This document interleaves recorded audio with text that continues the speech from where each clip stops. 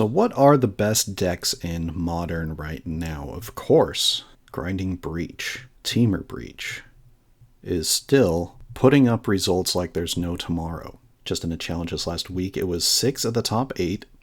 And over at RC Portland, it was in fact 16 of the top 32. That pretty much cements it as the best deck in the format, in my opinion. Now, granted, Boros Energy still, as we've even seen in this matchup, has hands that feel unbeatable. Ramp Eldrazi Ramp, a deck that has the Kozilek's Return that ultimately evens the field against Boros Energy as well as other creature decks, has to be in the conversation as well. Dimir Midrange, definitely still a very interactive deck.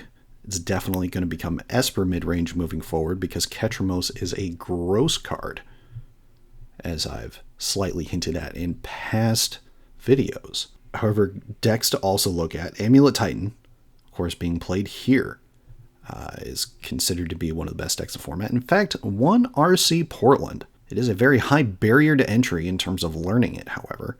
There are many different lines, many different ways to kill your opponent. Yes, the idea of just getting Primeval Titan out there and winning the game is still a thing, but with the additions of Aftermath Analyst and Lotus Field, there are plenty of combo lines as well that aren't just find Valakut or find card that gives Primeval Titan Double Strike and Haste. And of course, Orzhov Blink, or as some lovingly call it, Orzhov Sewers, is still one of the best decks in the format as well, because a lot of these cards from MH3 people opened, and of course Overlord of the Baelmark just gives Orzhov a bit of card advantage that it just didn't have before. And being able to blink it with Thalia as well as Flicker Wisp means that it is a house in the format. So if I'm going to tier this out, our A tier is Breach Combo. Our B tier is Boros Energy and Eldrazi Ramp.